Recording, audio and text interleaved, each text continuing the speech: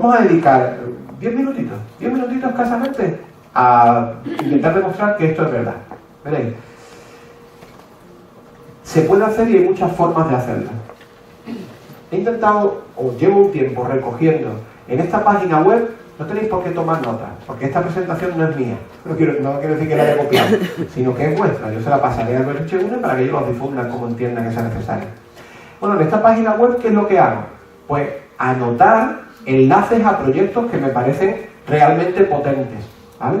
Entonces tengo algunas lecturas más teóricas sobre aprendizaje activo y por proyectos. Después tengo un mogollón. Aquí esto es solo un fragmento. Muchos proyectos de infantil, primaria, secundaria, algunas lecturas y muchos proyectos colaborativos intercentros, ¿vale? Entonces, ¿queréis ver proyectos? Ahí tenéis una pequeña muestra de proyectos que ya se han puesto en funcionamiento. ¿La clave cuál es? Elegir bien cómo enseñar. Y ahí es donde entran las pedagogías emergentes. ¿Qué son pedagogías emergentes? Pues maneras nuevas de enseñar, abre paréntesis, frecuentemente vinculadas a la tecnología, cierre paréntesis, y que en el fondo lo que hacen es leer bien nuestra propia tradición y nuestra buena historia de cómo enseñar. ¿Me permitís que os ponga 3 fragmentitos pequeñitos de vídeo? ¿Sí? 3 fragmentos de vídeo, 3 casos muy distintos en 2 etapas, porque los ejemplos que he traído son de primaria y secundaria. Primero es el proyecto Alhambra Mágica. El profesor en este caso, Diego García, ¿vale? Esto ocurre en un pueblecito muy pequeñito en la provincia de Granada. En un pueblecito se llama Huevejar. En una escuelita muy pequeñita, escuela pública andaluza. Es decir, bueno, pues ya sabéis, pocos recursos y bueno, pues un proyecto que trabaja con los recursos que da el campo, porque bueno, escuela pobre, humilde y bueno, vamos a ver qué es lo que nos cuentan los chavales.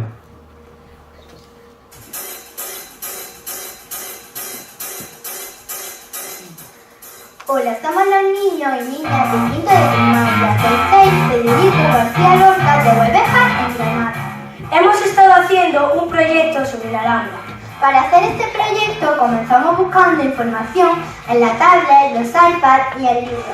También buscamos información sobre las partes de la Alhambra, su historia, matemáticas, cómo vivían, sobre mujeres viajeras en la Alhambra, el agua, las armas que usaban, concurso flamenco en la Alhambra y la vegetación.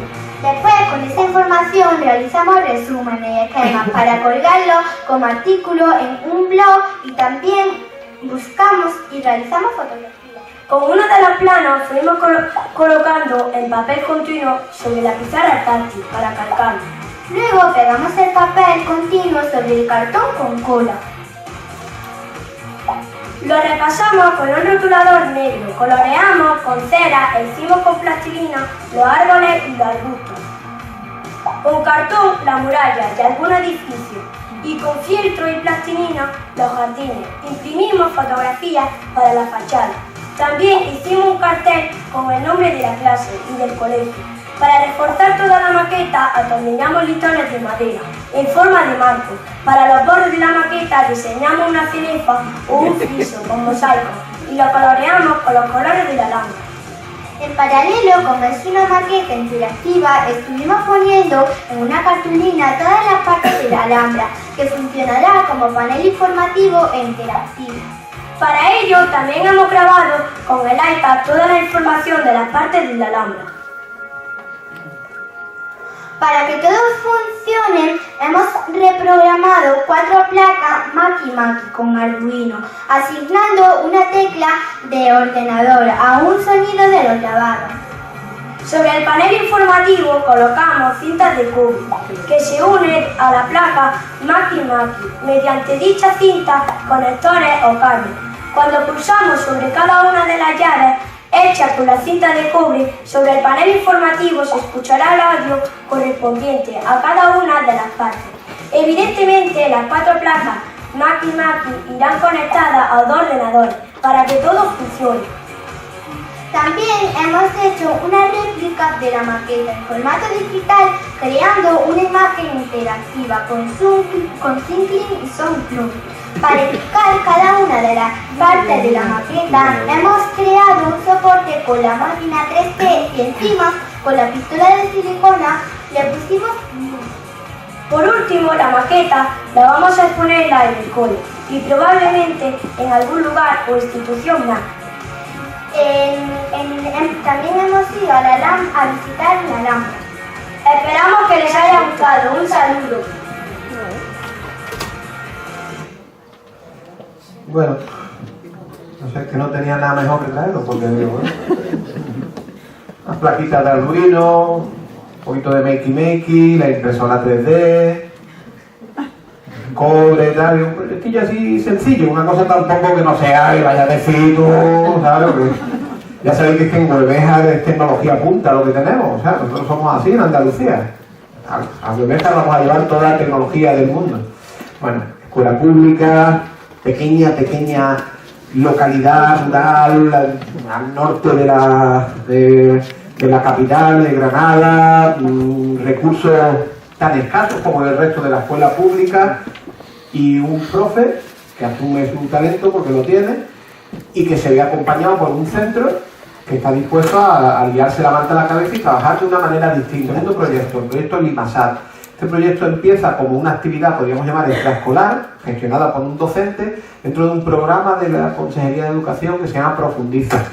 Hoy, aunque no es el vídeo que vais a ver, hoy ese proyecto ya se realiza en el aula, ¿vale? Ya se ha normalizado, ¿vale? Pero este, que fue la primera vez que lo hizo fuera del tiempo escolar. Pongo el vídeo y a ver qué os parece.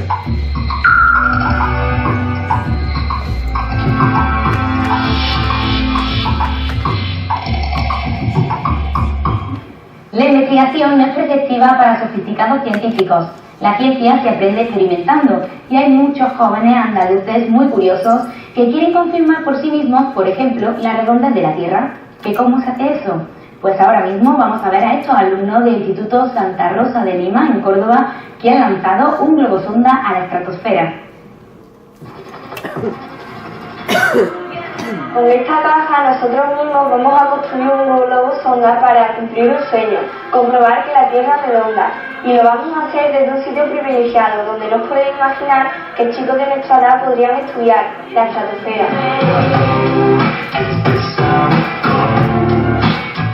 El blog es nuestro cuaderno de bitácora en el que explicamos cada paso que hemos dado en esta investigación. Hemos hecho un estudio de los componentes de la sonda.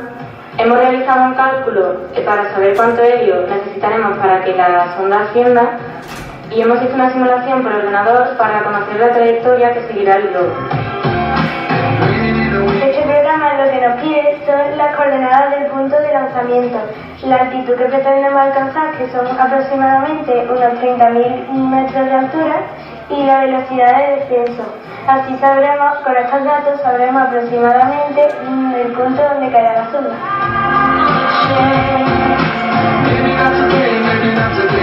Buenas tardes, somos un grupo de estudiantes de Córdoba. Estamos trabajando en un proyecto educativo llamado Limasat, en el que pretendemos lanzar un globo sonda a la estratosfera.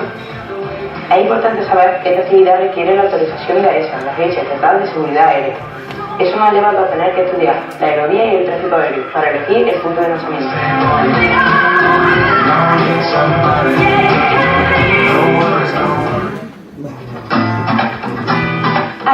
Aquí dentro van a ir los siguientes objetos. Esta cámara va a estar grabando y mirando hacia abajo. Esta va a ir en un lateral y va a estar haciendo un vídeo. Y este es un teléfono que vamos a usar como GPS. El globo es este. Es un globo grande y cuando esté hinchado aquí abajo va a medir 2 metros. Pero cuando esté a punto de explotar medirá 9 metros. Este es el paracaídas que usaremos para que cuando la caja caiga no se estrelle contra el suelo y se rompan las cosas. Y este es un cartel para que nadie abra la caja y que nos mande un mensaje o nos llame. Y esta es la cuerda que vamos a usar, que es de nylon.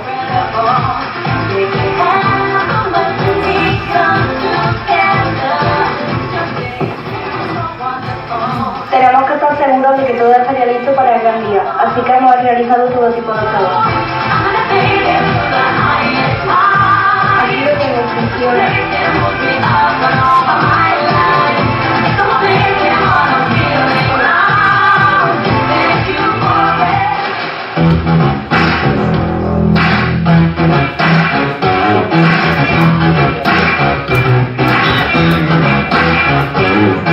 Pues ahora vamos a envolver las cámaras que van a ir dentro del vídeo, o sea, dentro de la sonda, que van a grabar para abajo y hacer fotos, porque si no las envolvemos se nos congelan por dentro. Pues ya es el momento de entrar el globo. Estamos con la bombona, vamos a usarlo con 3 contenedores de helio y estos compañeros están sujetando el globo para que no suba y se nos vaya con guantes grandes para que así no se explote. Y nada, cuando esté lleno pues ya llamaremos a esa y podremos soltarlo.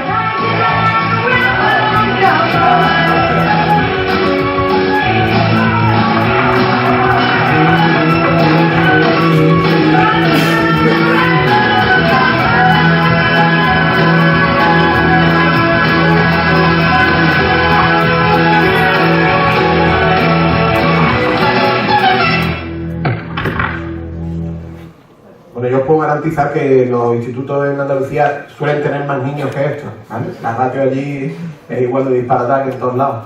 Y también os puedo garantizar que nadie se ha visto herido por la caída de este globo, ¿sabes? No hemos tenido ningún altercado. Esa es una de las claves que nos enseñáis, que es el profe que hace esta experiencia. Pues me decía, aquí lo más complicado es el cálculo de dónde va a caer la historia, porque además, bueno, esta Palma del Río está relativamente cerca de la autovía, y imagínate que cae en plena autovía un pelotazo de ese tipo, pues la podemos liar. Bueno, pues no ha pasado nunca nada, lo tienen todo bien calculado, bien controlado, no hay ningún problema. Este es el último proyecto que me gustaría enseñaros. Este es de un instituto con el que yo trabajo frecuentemente, el Instituto García Lorca, que está en Algeciras, en la barriada llamada nuevamente como del Saladillo. Una barriada muy interesante porque allí básicamente es donde se almacena. Decía el juez de la audiencia provincial que allí es donde se ha incautado el 40% de la droga de toda España. Un sitio estupendo, por otro lado. Y un instituto muy duro, muy duro, que a partir del año 2012, pues en cambio de equipo directivo, y asumen que desde planteamientos educativos tenían que hacer una oferta tal que cambiara el perfil académicos salientes, es decir, las competencias que hicieran crecer a sus estudiantes y normalizar la situación y no pues permitir que al centro se lo comiera la violencia, se lo comiera el narcotráfico, se lo comiera pues la realidad social que circunda al centro. Y una de las líneas de trabajo es un proyecto científico, un proyecto de hacer ciencia en el instituto, vinculado con una asociación que se llama Diverciencia y que prepara una feria de ciencia en la calle muy potente en mi localidad, en Algeciras. Pues los chicos y chicas de este instituto pues se vieron envueltos en este proyecto loco, la síntesis de un cometa. Yo cuando me lo contaron pensé, pero es que un cometa se puede sintetizar, eso no lo crea la naturaleza y están por ahí flotando. Bueno, esto es lo que ellos hicieron.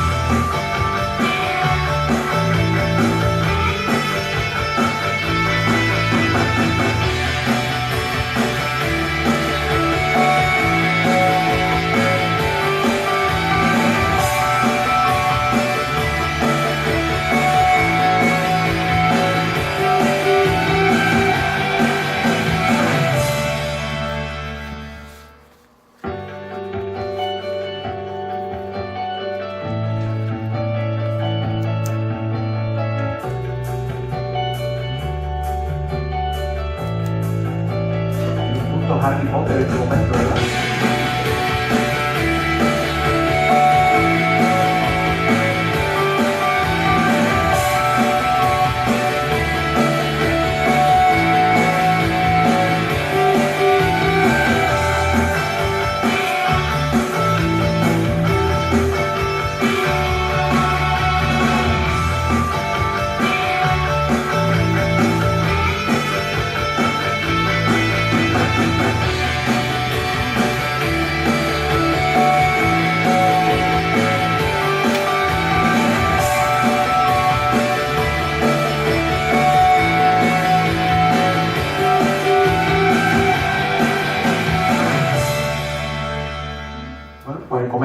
Lorca hecho por los estudiantes del García Lorca. Bueno, nuestra propuesta para unir esta idea de aprendizaje activo y pedagogías emergentes es creer que el aprendizaje basado en proyectos, pero con una base tecnológica y una clara orientación social, en nuestro caso vinculado además con aprendizaje cooperativo, pues creemos que tiene un potencial de transformación, un potencial de mejora, pues realmente importante. Claro, a veces uno cuando le dice vamos a hacer aprendizaje basado en proyectos de base tecnológica con orientación social, dice, pero chicos, ¿y si esto no se puede hacer? Bueno, solo por 3 ideas. 1, la ley lo permite, la normativa lo permite, porque a veces uno dice, ¿y si viene el inspector o la inspectora? Pues nada, pues le planta la orden correspondiente y se acabó. Ya, pero la ley lo permite, pero ¿y si esto no sirve para nada? Bueno, esto es una cita de Xavier Martínez Celórriga. ¿Sabéis qué pasa? Que es que la investigación está para algo y también para demostrar cosas. Bueno, el aprendizaje basado en proyectos genera más equidad y más igualdad de oportunidades que ciertas otras maneras de enseñar. En este caso, la comparación era con la instrucción directa. Dice, ya, pero esto, bueno, todos los contextos y todas las posibilidades. Bueno, de media, los estudiantes en curso con clases magistrales tienen 1,5 veces más probabilidades de fracasar que los estudiantes con materias que promueven el aprendizaje activo. Es verdad que esta es una investigación que además que la hizo la Academia Nacional de Ciencias en Estados Unidos. Un grupillo de gente que verá tú para lo que se juntaron. Tenemos muchas evidencias de que el aprendizaje basado en proyectos funciona. Reúne una serie de características que hace que hoy el alumnado del siglo XXI se enganche en la propuesta de enseñanza que nosotros le hacemos. Vale, y en el aula, ¿qué habrá que hacer? Bueno, pues lo que hay que hacer es coger el currículo y releerlo de manera creativa, de manera positiva. Digo claramente el currículo y no el libro de texto. El libro de texto es una herramienta que interpreta el currículo. Nosotros como profesionales no podemos leer el currículo a través de una herramienta que lo interprete. Nosotros vamos al currículo. Si después queremos utilizar fragmentos, herramientas, propuestas de un libro de texto, estupendo. Pero nosotros leemos el currículo, lo leemos creativamente. Y a partir de ahí creamos nuestro proyecto. Y pensando que nuestro proyecto sea realmente para nuestros estudiantes una experiencia memorable. Es decir, una oportunidad de hacer algo que recuerden. ¿Alguna vez ha vuelto de clase vuestro hijo o vuestra hija y le habéis preguntado eso de, bueno, ¿qué tal? ¿Qué tal? Sony, ¿qué? Bien, ¿qué has hecho hoy en el colegio? Y os ha dicho ahí está, pues,